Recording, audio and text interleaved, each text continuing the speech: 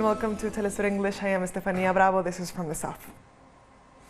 Iraqi military says 2 rockets struck Baghdad's green zone, which houses government buildings and the U.S. embassy.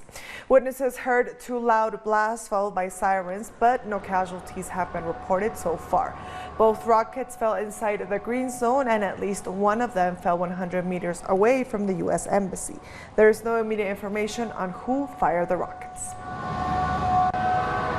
Iran's President Hassan Rouhani has warned the United States government that it will receive a decisive response for the assassination of top Iranian military commander Qasem Soleimani.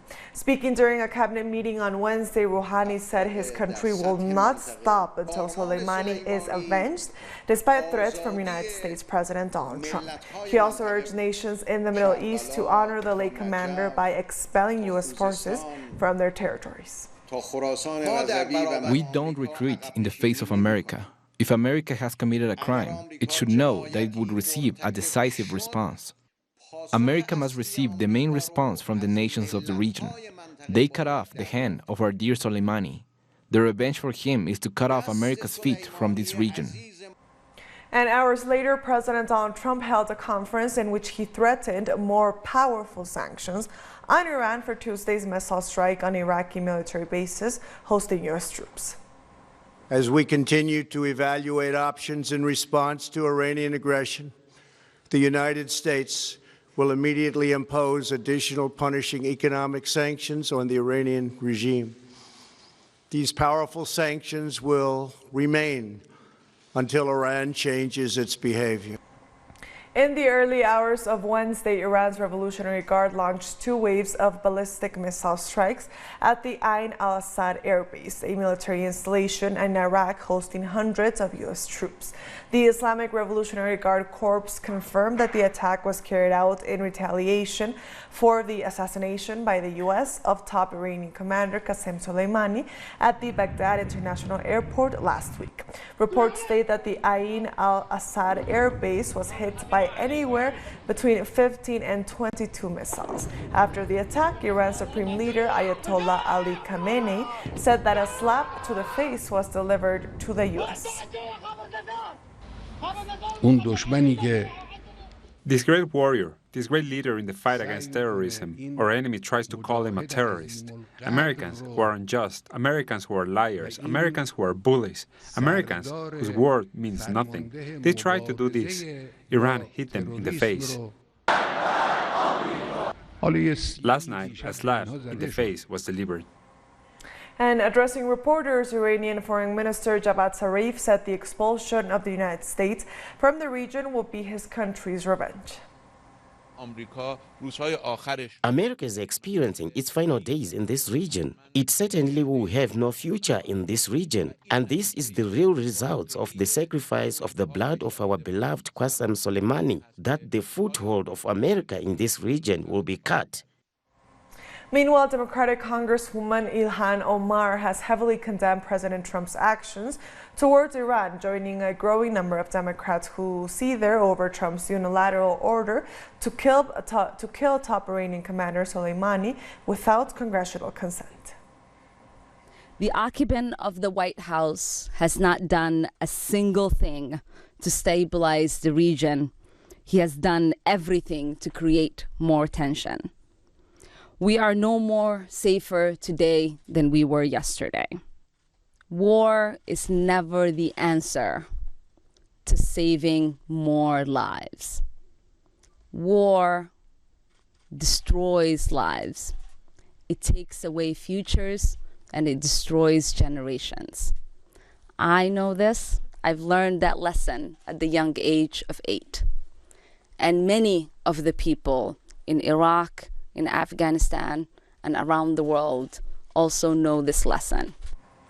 Moving on, a Ukraine International Airlines plane burst into flames shortly after takeoff in Tehran on Wednesday, killing all 176 people on board. Ukraine's embassy in Iran said the causes of the accident have yet to be disclosed, although initial reports blamed an engine failure. The Boeing 737 had departed the Imam Khomeini International Airport before dawn, headed for the Ukrainian capital Kiev, before crashing into farmland at Kalajabad about 45 kilometers northwest of the airport. Debris and smoldering parts from the plane were found across the field as rescue workers retrieved the bodies. On behalf of our company, I offer deep condolences to the families of the people who were on board, to everyone close to them. It was one of our best planes, with an excellent, trustworthy crew. According to preliminary information, the list of passengers is now being verified, but preliminarily, there were 167 passengers and 9 crew members on board. Of the 167 passengers, 2 were Ukrainian citizens, the rest were Canadians, Iranians, Germans, Swedes, and Afghans. Puerto Rico's Governor Wanda Vázquez has declared a state of emergency and activated the National Guard after a series of earthquakes, including one of magnitude 6.4, hit the country. At least one person was killed as buildings were severely damaged, cars flattened, and power knocked out across much of the island. Schools were closed on Wednesday, and all public employees except police and health workers stayed home as engineers checked the safety of buildings. The events which we have experienced, we have communicated with the United States Geological Survey, and they have informed us that this type of movement may continue for the next few days. We must be prepared, and we must have our individual and family plans so that in the case that these events recur, we are prepared. I feel there is a feeling of panic because we are expecting something stronger to happen, something worse and really. There is a feeling of instability and panic with people here from this town. In the hard-hit south of the island, residents moved beds outside on Tuesday night and slept outdoors, fearful their homes would crumble if another earthquake hit. Around 750 people spent the night in shelters in southern towns, and a 73-year-old man died after a wall fell on him. Many apartments collapsed. Everything was lost in some houses. That's why I took shelter in the parking lot. We have 3 camps located here in the community parking lot. A collision between a cargo train and a bus in the Mexican state of Sonora has killed 7 people and injured more than 30. According to the railway company, the accident happened after the bus driver ignored a stop sign at a rail crossing. Most of the victims were agricultural workers on their way to work. The Latin American and Caribbean States Community CELAC Summit kicked off in Mexico City under the ruling principles of respectful and peaceful integration this Wednesday.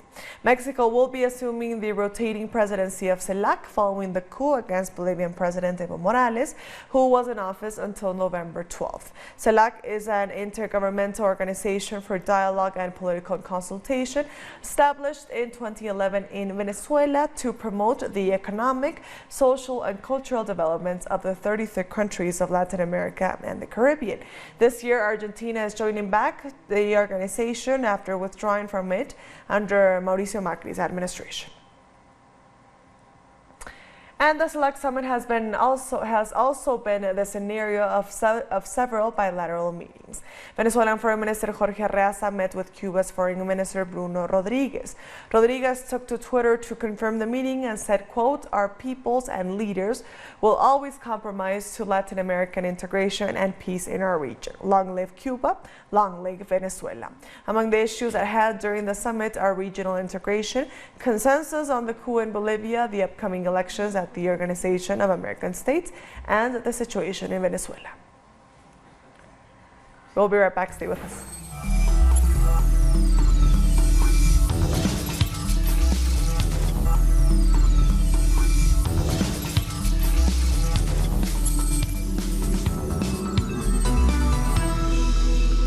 Welcome back to From the South. The U.S. blockade against Venezuela has now affected the nation's insulin supply, but President Nicolás Maduro assures that with the help of Russia and Cuba, citizens suffering from diabetes will receive their medication. También para los pacientes diabéticos. We are assuring diabetic patients that they will receive insulin that has arrived from Russia. We will take care of them. We are also trying to find a permanent solution for diabetic patients and those who have food problems as a result of the disease. We are treating them thanks to Cuban medicine. We thank Raúl Castro, the President Miguel Díaz-Canel, the spirit of Fidel Castro, and all Cuban doctors. And staying in Venezuela, the president of the Constituent Assembly, Diosdado Cabello, has called on citizens to march for peace on Tuesday following the latest acts by opposition figure Juan Guaidó. Cabello said nationals must resist those who want to engage in violent acts and cause anarchy. On Tuesday, we have called a great march for peace in Venezuela. This Tuesday, Darío Vivas, a great march and concentration for the peace of our country. We are not going to give them the pleasure of taking us to war. If they want, they can fight each other. On Tuesday, Venezuelan opposition figure Juan Guaidó was the star of the latest media show to take place outside the National Assembly building. As the legislative body held its first ordinary session of the year, the division between the country's opposition was on full display. This is how the first ordinary session of the year of the National Assembly occurred under the new leadership elected on January 5th. We will not let the Venezuelan people down. We will move forward, past the extremists, to work for national reconciliation and to save this legislative body. This is the democratic opposition that wants to coexist with the government, but the other side of the opposition had a plan to further destabilize matters. They gave the green light for the start of the media show. 4 lawmakers, accompanied by the corporate media, entered the legislative building. Curiously, they headed for the press room. Their mission was to shout at the lawmakers below, who were holding a legitimate session, claiming there was no quorum. Suddenly, one of these people tried to attack a lawmaker.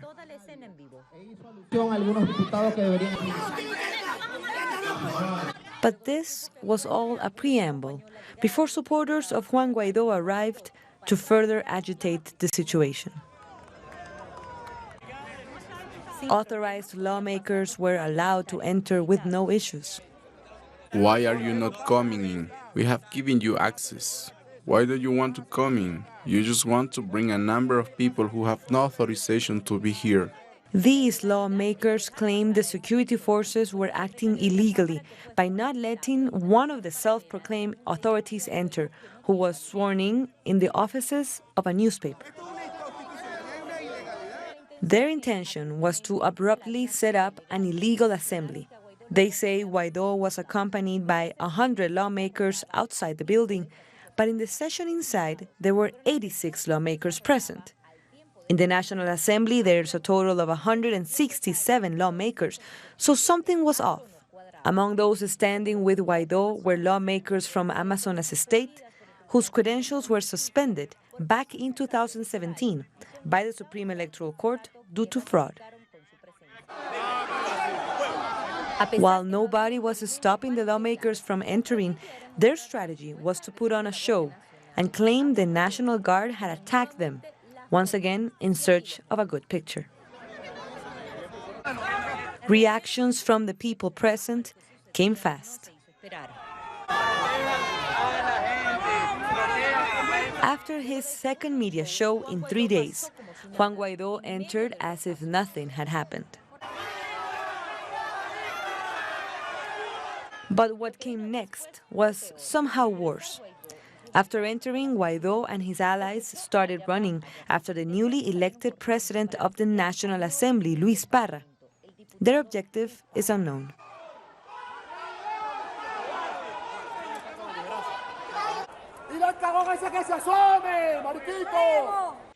They do not want to have dialogue. Once again, they resorted to violence. We want to tell them that their way is deemed to fail. We will not rest until they can see reason, because violence no longer has any future in Venezuela. Chavista lawmakers were barely able to witness the circus. What happened here was truly regrettable and embarrassing. Right-wing groups are literally trying to kill each other. While they cry about a coup, that is exactly what they try to do here today. Forcefully, these lawmakers entered the building.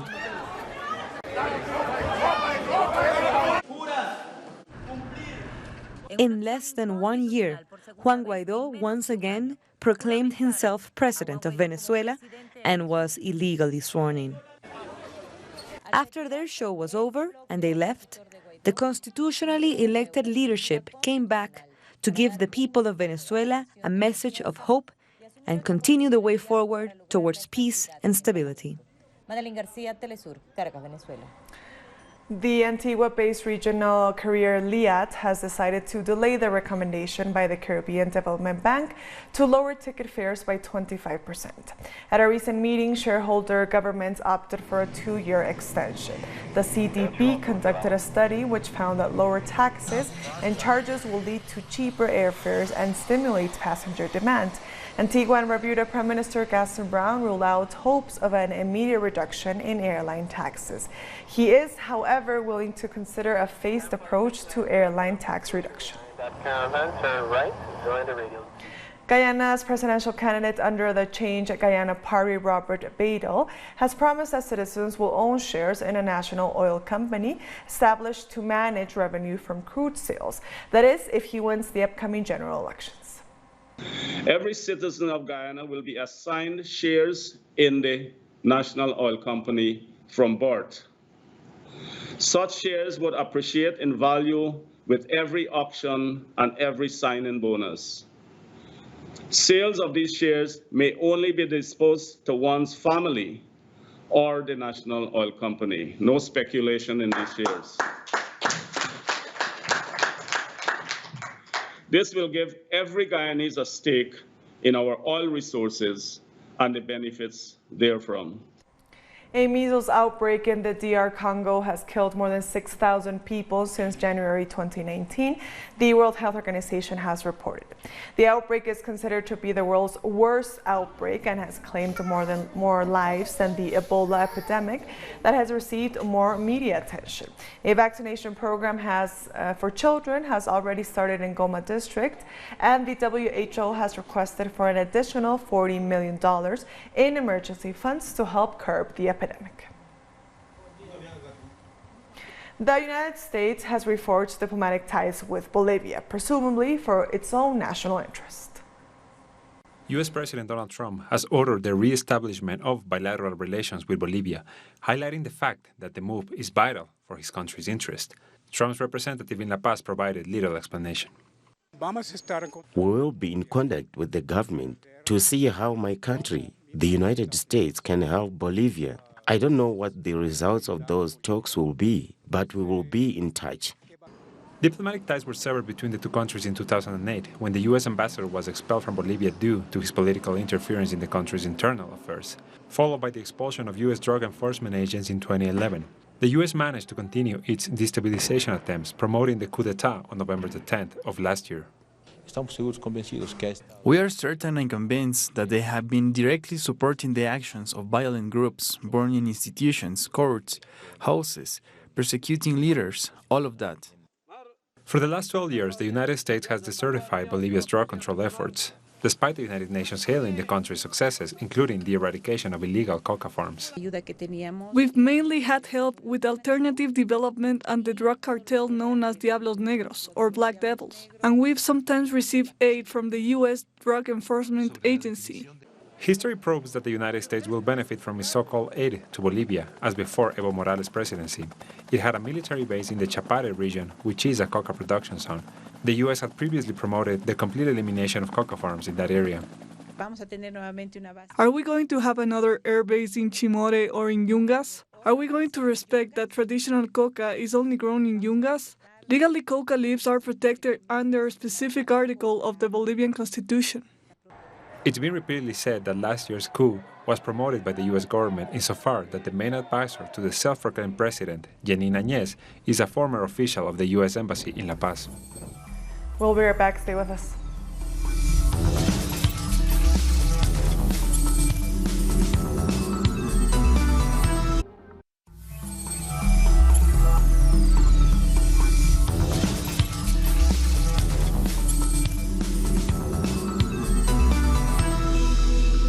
Welcome back to From the South.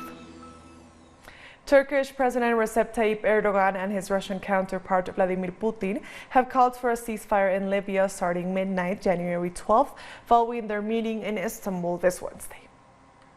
I want to highlight the appeal of Russian and Turkish president addressed to all sides of the conflict in Libya to stop combat actions immediately, to declare a ceasefire from midnight of Sunday, January the 12th, that is Saturday night into Sunday.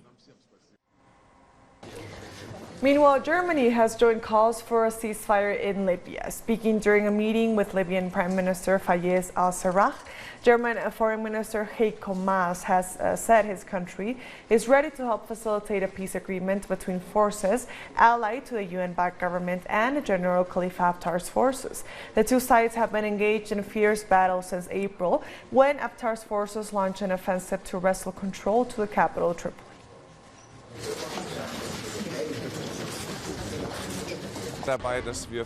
We want to avoid Libya becoming the site of a proxy war, and Libya must also not become a second Syria. And that is why we now need a political process to begin quickly. China wants to achieve the African dream. That is what Chinese Foreign Minister recently announced.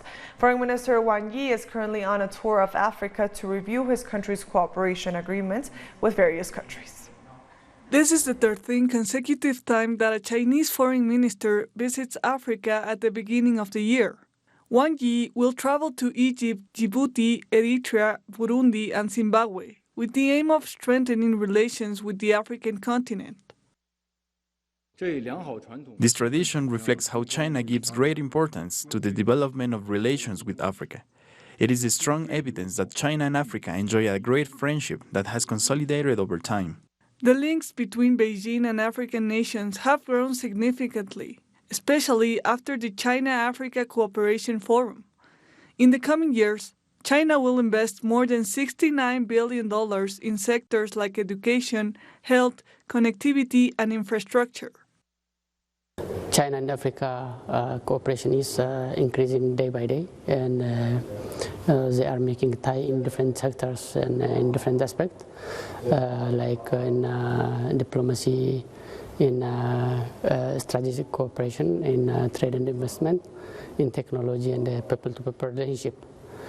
So when we see one by one in diplomacy and strategic cooperation, China and Africa have been cooperating for so long, like Africa Union and the President of China, Xi Jinping, has been talking on the principles of good values and good faith, sincerity between nations of Africa and China. Moreover, like on trade and investment, the cooperation between Africa and China has been developing very fast, and China has been opening their market for Africa for the benefit of Africa. In Europe, a new colonization from China to Africa is being talked about. Nonetheless, Beijing and the 54 countries of the continent reassured that the objective is to build a relationship based on respect and the win-win principle. The technological benefit from that Africa is gaining from China is so broad and so large. In that regard, since the fund is provided by the Chinese government, and it is Africans and African leaders, it is we Africans who should consider how to utilize the best from the opportunity, because it is not the priority for Chinese government to consider the cause or the negative impact on Africa, because China already opened the market, China already provided the fund and the opportunity, technological markets, and the employment opportunity for Africans. For that, the Chinese government or anyone should not be criticized. I think the Africans should consider how to utilize the best from that opportunity. China has also added the African nations to the Belt and Road Initiative as other way of contributing to the continent's development. And with that, we've come to the end of this news brief. You can find these and many other stories on our website at telesurenglish.net. And join us on social media. We are on Facebook, on Twitter, and on Instagram. For Telesur English, I am Estefania Bravo. Until next time.